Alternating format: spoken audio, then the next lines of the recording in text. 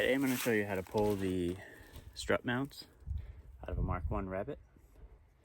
You're going to need a 1/2 inch socket, 17mm socket, and a 22mm socket. I brought a 19 because I was hoping to find a jack that had a 19mm like bolt head on it so I could just quickly zip up the jack with my impact, but I can't find one. Alright, so we're going to start with the 17mm down here, move to the 1/2 inch up top, or the 13mm. Usually I like to hit the strut nut at the top in the center a little bit with the impact, see if I can loosen it up without having to vice grip onto the strut cylinder. I tried this one real quick and it's definitely bound up, so I'll have to do something later. I'll have to bring these home and do it, and I'll show you that. But here we go.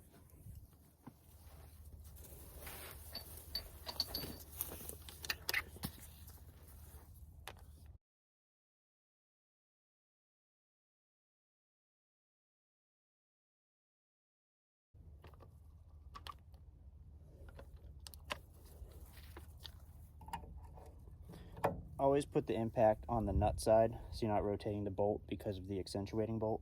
You'll end up rounding it out.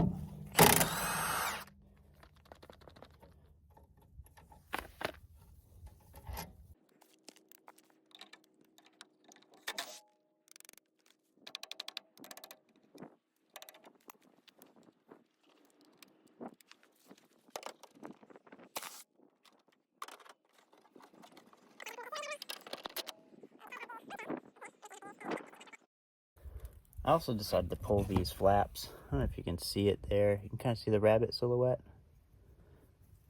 I've grabbed these before from the junkyard and hit them with a heat gun, darkened them back up. Use a chrome pen to redo the rabbit, and then spray them with a clear, and they actually look pretty good. So I'm gonna grab these. It's always good junkyard etiquette to put a wheel underneath the body of the car after you're done jacking it up, so that the next person can get something underneath it. They did not do that on the other side of this car. So I very sketchily had to use a jack on the front bumper to get it off the ground. And then I'm going to insert something pretty strong in metal underneath this corner so that I can get the jack under in the middle of the car to get it up. But it's always good to be kind to whoever will be pulling stuff in the car in the future. Back at the house now, and I'm going to pull the springs off of the struts. As you can see, I've put my spring compressors on the springs here. When you put them on, just make sure you get enough room for your socket to fit. Just make sure it fits on there. It's actually the wrong size. There we go. Just make sure your socket fits. That way you can tighten these down. I prefer to use the impact, just makes it quicker. You just want to take the tension off the spring so that you don't shoot things at yourself. The reason I'm doing this here and not at the junkyard is I forgot my vice grips. I'm going to put the vice grips on the shaft here to hold that tight so that I can take this nut off, hopefully, without any issue.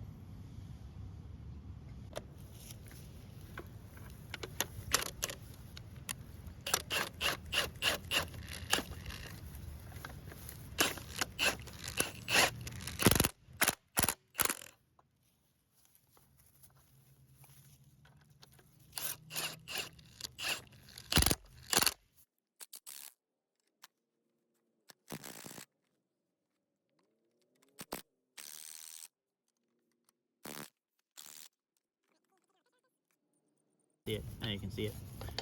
Plenty of pressure off the spring. That's where these vice grips come in handy. This torque lock idea was great. And it was. Came off. So now we can pull this off completely. You want to make sure you grab all the hardware.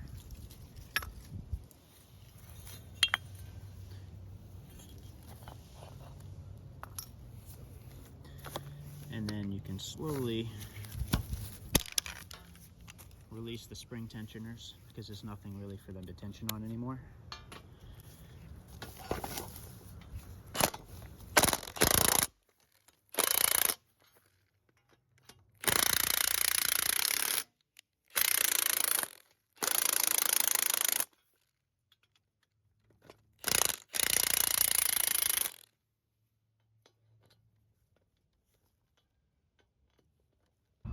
So what makes these strut mounts better than the later version? These are more of a solid mount. They have a rubber center here, so you get kind of like a donut that this solid piece sits in. It has a bearing that presses right down in there. That sits on there. This cap goes on here. This nut goes here, and this little washer goes underneath on the actual strut right here.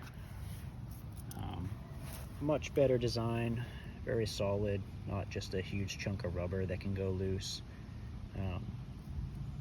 If you can find these in the junkyard, grab them,